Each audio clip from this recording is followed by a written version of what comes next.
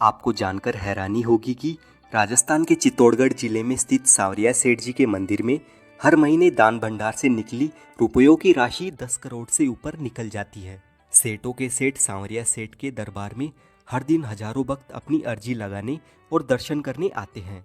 सांवरिया सेठ जी को लोग अपना बिजनेस पार्टनर बनाते हैं और वे जो भी कमाते हैं उसका कुछ हिस्सा सेठ जी को देकर जाते हैं। और जो खाली हाथ यहाँ सांवरिया सेठ जी के पास आता है उसे सेठ जी खाली हाथ नहीं जाने देते हैं। तो दोस्तों, अगर आप भी यहाँ आना चाहते हैं तो मैं आपको इस वीडियो में बताऊंगा कि आप भी सांवरिया सेठ जी के दर्शन करने कैसे आ सकते हैं, सिर्फ एक दिन में आप कैसे घूम सकते हैं, and most important question, total खर्चा कितना होगा, और खाने पीने से लेकर रहने की कंप्लीट इन्फॉर्मेशन आपको इस वीडियो में मिलेगी। इसीलिए सबसे पहले आप जय श्री सांवरिया सेठ के नाम से कमेंट कर दीजिए और वीडियो को लाइक और चैनल को सब्सक्राइब कर लीजिए, क्योंकि ऐसे ही टूर गाइड वीडियोस आपको इस चैनल पर देखने को मिलते रहेंगे। सांवरिया सेठ जी का मंदिर चित्तौड़गढ़ के मंडफिया गांव में मौजूद है।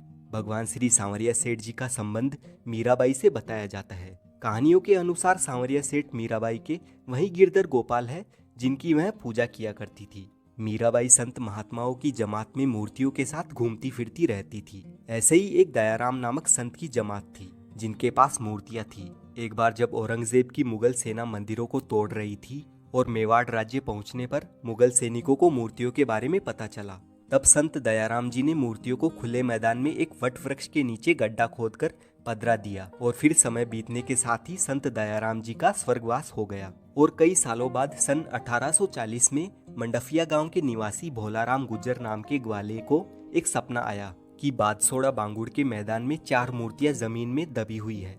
जब उस जगह पर खुदाई की गई तो भोलाराम का सपना सही साबित हुआ और वहां से एक जैसी 4 मूर्तियां प्रकट हुई। सभी मूर्तियां बहुत ही मनोहारी थी। देखते ही देखते ये खबर चारों ओर फैल गई और आसपास के लोग वहां पर पहुंचने लगे। फिर सभी की सहमति से 4 में से सबसे बड़ी मूर्ति बादसोड़ा गांव ले जाई गई। बादसोड़ा में प्रसिद्ध संत पुराजी भगत रहते थे। उनके निर्देशन में उदयपुर मेवाड़ राज परिवार के भिंडर ठिकाने की ओर से सांवलिया जी का मंदिर बनाया गया। यह मंदिर वही मंदिर है और सबसे पुराना मंदिर है, इसीलिए यह सांवरिया सेठ प्राचीन मंदिर के नाम से जाना जाता है। दूसरे नंबर की मूर्ति को वहीं खुदाई की जगह स्थापित किया गया और इसे प्रकट स्थल मंदिर भी कहा जाता है। सबसे छोटी मूर्ति भोलाराम गुज्जर द्वारा मंडफिया गांव ले जाई गई, जिसे उन्होंने अपने घर के परिंडे में स्थापित करके पूजा आरंभ कर दी। चौथी मूर्ति निकालते समय खंडित हो गई, जिसे वापस उसी जगह पधरा दिया गया और इन जगहों पर समय के साथ भव्य मंदिर बनते गए। उन्हीं में से ये सांवरिया सेठ का मुख्य मंदिर माना जाता है। सांवलिया सेठ के बारे में यह भी मान्यता है कि नानी बाई का मायरा भरने के लिए खुद श्री कृष्ण जी ने सांवरिया सेठ का रूप धारण किया था। इसीलिए व्यापार जगत में उनकी लोकप्रियता इतनी है कि लोग अपने व्यापार को बढ़ाने के लिए उन्हें अपना बिजनेस पार्टनर बनाते हैं। सांवरिया सेठ के दर्शन करने आने के लिए आपको सबसे पहले आ जाना है चित्तौड़गढ़। यहाँ पर आप बस या ट्रेन के थ्रू आसानी से आ सकते हैं। मंदिर का सबसे नजदीकी रेलवे स्टेशन चित्तौड़गढ़ जंक्शन है। चित्तौड़गढ़ रेलवे स्टेशन मुख्य स्टेशन है, तो आपके शहर से आपको यहाँ तक डायरेक्ट ट्रेन मिल जाएगी। दिल्ली, इंदौर, भोपाल, जयपुर जैसे शहरों से ट्रेन यहाँ रेगुलर बेसिस पर आती जाती रहती है। चित्तौड़गढ़ जंक्शन पहुँचने के बाद रेलवे स्टेशन के ठीक सामने मंडफिया जाने के लिए टेम्पू और बसें लगी हुई रहती है। इन्हीं में हमें मंदिर तक जाना होता है। चित्तौड़गढ़ से सांवरिया जी का मंदिर 40 किलोमीटर की दूरी पर है और 60 रुपए पर पर्सन के अकॉर्डिंग इन लोकल टेम्पू का किराया रहता है। चित्तौड़गढ़ से निकलने के 50 मिनट बाद हम पहुंच जाते हैं मंडफिया गांव में सांवरिया सेठ जी के दरबार के सामने। अगर आप अपने पर्सनल व्हीकल से यहाँ पर आते हैं तो आपको यहाँ पर फ्री में 4 व्हीलर और 2 व्हीलर के लिए पार्किंग की सुविधा भी मिल जाती है। अब हम जाएंगे मंदिर के अंदर। दोस्तों, एक जरूरी बात मैं आपको बता दूं, मंदिर के अंदर किसी भी प्रकार की पूजन सामग्री जैसे फूल, प्रसाद, अगरबत्ती, नारियल जैसी पूजा सामग्री ले जाना बिल्कुल अनिवार्य है।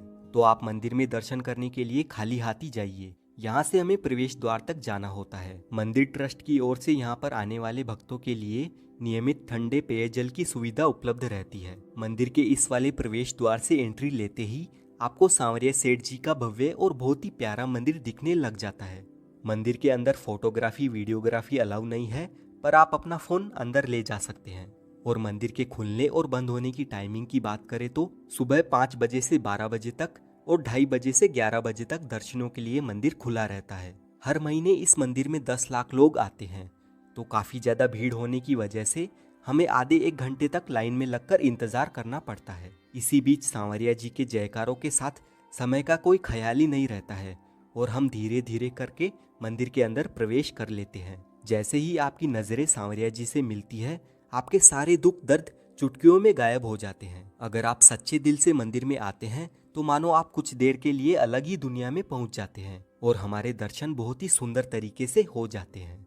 मंदिर से बाहर आते ही लेफ्ट साइड में आपको आ जाना है। यहाँ पर 2 मंदिर बने हुए हैं। पहला शिव जी का मंदिर है जो कि सेठ जी के मंदिर के तलघर में स्थित है। भोलेनाथ जी के दर्शन करने के बाद हम दर्शन करते हैं श्री आमलिया बावजी के। बड़े से इमली के पेड़ के नीचे यह स्थान बना हुआ है। कहा जाता है कि सांवरिया सेठ के दर्शन हो जाने के बाद आपको आमलिया बावजी के दर्शन करना भी जरूरी होता है, तभी आपकी मनोकामना पूरी होती है। इसीलिए आप भी यहाँ पर परिक्रमा जरूर लगाना। यहाँ पर हम कुछ देर बैठकर और थोड़ी बहुत फोटोज खिंचवाकर मंदिर से बाहर की ओर आ जाते हैं।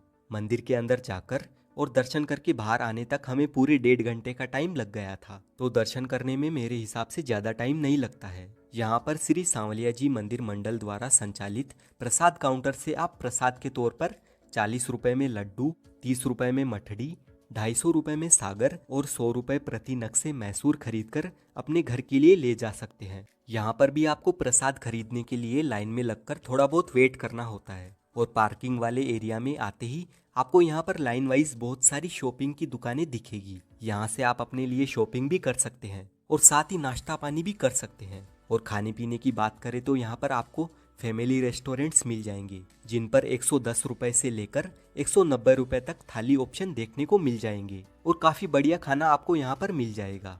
वैसे तो दोस्तों आप एक दिन में ही बहुत ही अच्छे तरीके से सांवरिया जी के मंदिर में दर्शन करके उसी दिन अपने घर के लिए रवाना हो सकते हैं, लेकिन फिर भी अगर आपको रहने की व्यवस्था चाहिए तो श्री सांवलिया जी मंदिर मंडल की ओर से बादसोड़ा चौराहे पर श्री सांवलिया धाम फैमिली रूम और हॉल डॉर्मेट्री धर्मशाला स्थित है। इस धर्मशाला के चार्जेस कुछ इस टाइप से है। डबल बेड के लिए 500 रुपए, 4 बेड के लिए 1000 रुपए और 16 बेड हॉल डॉर्मेट्री के 200 रुपए पर बेड के हिसाब से रहने की सुविधा उपलब्ध है। और अगर आप मंडफिया में रुकना चाहते हैं तो यहाँ पर सांवलिया जी मंदिर मंडल की ओर से रुकने के लिए कई भक्त निवास बने हुए हैं। इनकी जानकारी आपको नीचे डिस्क्रिप्शन में मिल जाएगी। यहाँ पर आपको डॉर्मेट्री 20 रुपए में और रूम 50 रुपए से लेकर 1000 रुपए तक मिल जाते हैं। वहीं प्राइवेट होटल की बात करें तो नॉन एसी रूम 500 रुपए से 700 रुपए तक और एसी रूम 700 रुपए से 1000 रुपए तक मिल जाते हैं। और आप चित्तौड़गढ़ में रुकना चाहते हैं तो मंदिर ट्रस्ट की ओर से चित्तौड़गढ़ में श्री सांवरिया जी